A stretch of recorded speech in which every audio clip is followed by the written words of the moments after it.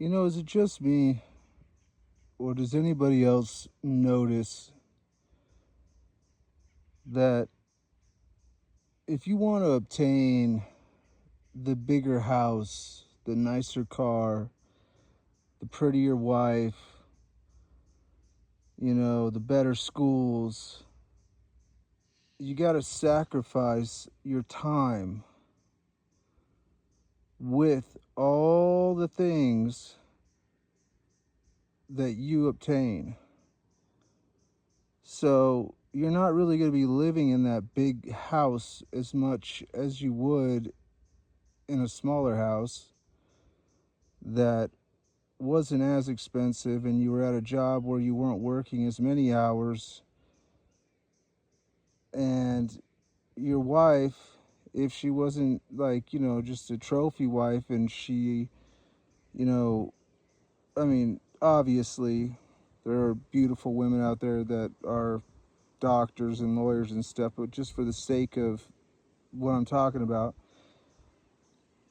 if she's just around because of the Maserati and the lifestyle and all that, it's like you got to schedule time to be with her and schedule, vacations and just the whole thing. And all she's really doing is drinking mimosas in the morning with her friends. And it's just, there's nothing really there.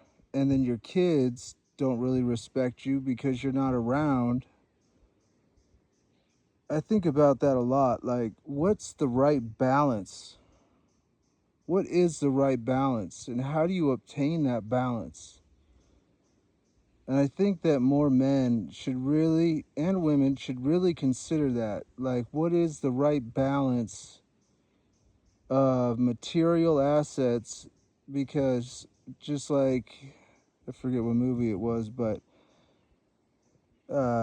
he's the character says the things that you own begin to own you. And I think that that's very true.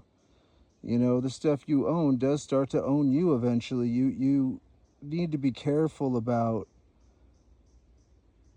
how much you obtain, what you obtain, and do you want your life to be a written schedule constantly? Like, even your vacation is like, I get up at this time on my vacation and I do this with the kids, and then the kids are with their nanny or whatever from this time to this time, and then I get to spend this time to this time with my wife, and then I get to, you know, get on a couple business calls, and then after that, we all get to go to dinner, and then me and my wife get to spend some time, walking on the beach. Like, that's not a fucking vacation. So, I guess what I'm saying is, we got to be careful about how we plan, just how much we want to obtain, and how we want to go about it. You know, you want to have a happy, good, calm life that's healthy for everyone that's around you, especially your kids and your wife. Like, you want to have that healthy balance. And I'm not too sure what the answer is. I'm really having a tough time coming up with the right answer for that. I think that there's just problems at every level, whether it's poor, middle class, middle upper class, rich or wealthy, rich, to, ultra rich, to, family money rich. I think that there's just always like I don't know. It's very complicated. I'm curious to what you guys think about it, like how you would go about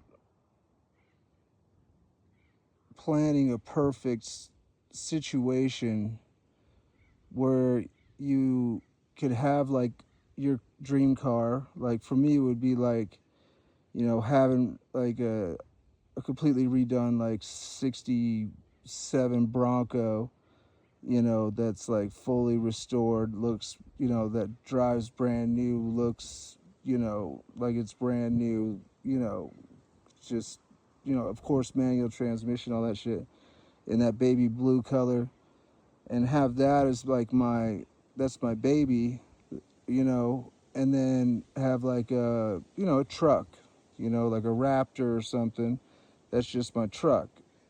But I want my wife to have like whatever car she wants. If she wants an AMG Mercedes, I want her to have that. You know what I'm saying? So if I have to sacrifice one of the cars so that she can have that, I'd be more than willing to do that.